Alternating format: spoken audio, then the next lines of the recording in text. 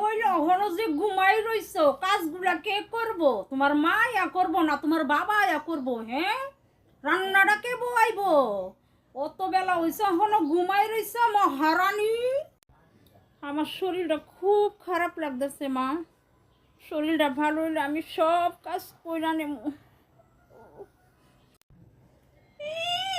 কাজ দেখলেই শুধু রোগ আর রোগ, কাজ দেখলে রোগের শেষ তাহেন না।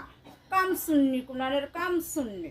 তোর বাপে কত টাকা দিয়া দিছে যৌতুকে, যে এমন করে রাজরানীর মতো ঘুমাই থাকবি হারার রায় হারা বেলা? বলি না রানলে আমার ফুলা খাইয়া পিঠা খাইয়া অফিসও যাইব, তোর মা রান্দা কইরা বাইতলে আইব, তাড়াতাড়ি গিয়ে বাতে দেখবো।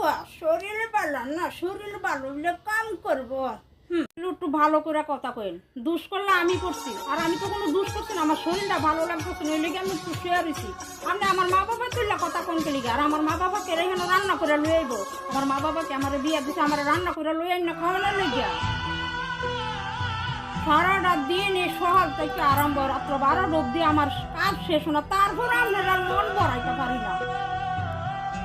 ও মাই মাই গো, দেহ বিকারের মায়ের কেমনি কথা পড়ছে, আমার মুহের লগে লগে কেমনি তক্র করতেছে।